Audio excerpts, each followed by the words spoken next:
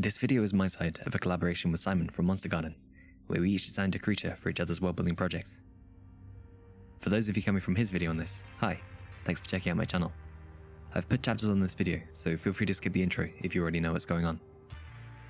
The idea behind this collab was that we both come up with a brief for the other person to interpret, and from that brief, each design a creature for each other's worlds. We both ended up with a few different concepts we thought could be interesting, and had a call over Discord to discuss the options and narrow it down to one each. The idea we settled on for me to work on was a scavenger that moves in packs, scouring devastated battlefields for anything it can get its hands on. For any of you unfamiliar with Simon's world, Rust and Trenches, it's a dark fantasy setting with unique creatures, magic that takes a heavy toll on those who use it, and the constant, attritional trench warfare where you'd find this creature I've designed. Seriously though, if you'd like to know more, I recommend checking out his channel. It's a very different approach to worldbuilding than my own, and a really interesting premise. Also, I'd like to mention that Monstergarden videos were what inspired me to start on YouTube myself, so it was super exciting to work with Simon on this.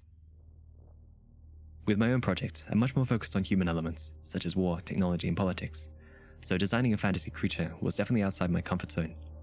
That said, I actually went into sketching with a pretty vivid image in my head, and the general vibe remained more or less unchanged from start to finish. I think the concept of a trench scavenger, the way Simon described it, inspired a very clear mental image for me, so I hope that fans of Monstergarden will like what I've come up with. What I asked Simon to design was a cute little subtropical primate to inhabit the forested southern regions of the Battle Fantasy world, quite a different vibe from his usual dark fantasy creatures. If you'd like to see what he came up with, you can check out his video on this collab, which I'll link in the description. The final creature I came up with, through sketching and discussing with Simon, ended up being a mix mainly between raccoon and naked mole rat. I tried to also capture some monkey-like essence, specifically that of macaques like you'd find in Southeast Asia.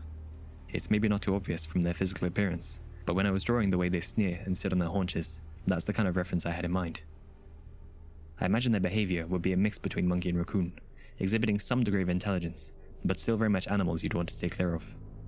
They survive by scavenging the corpses and supplies, scattered across desolate war zones, roaming together like flightless vultures.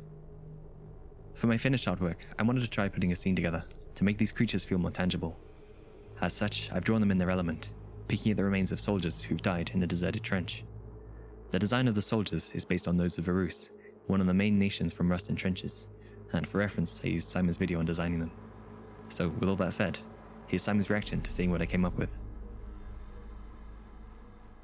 Jesus Christ, the scene you made looks awesome. I hate them in a good way. They really hate them, aren't they? Absolutely feral. Yeah.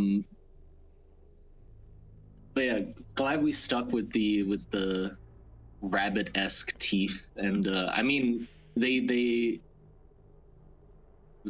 description of last time still fits them, of being like Rabies Incarnate. Yeah, literally. Really? Yeah, I think keeping the canines and stuff was a good choice. Yeah, because I was imagining them being more monkey-like as well, but your choice of keeping them like this was definitely a good one.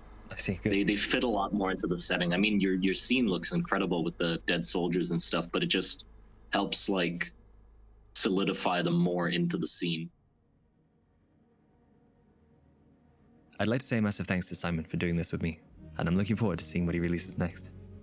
I don't intend to do collaborations regularly, since I have so much I want to do with my own project, but it really is great to get the opportunity to work with another artist. If you enjoyed this video and it's your first time watching the channel, make sure to subscribe to keep up with future videos. And if you'd like to hang out with me and my community, the link to my Discord server is in the description. Thank you to everyone for watching, and thanks so much to the Warlords and Mercenaries supporting me on Patreon. See you all next time.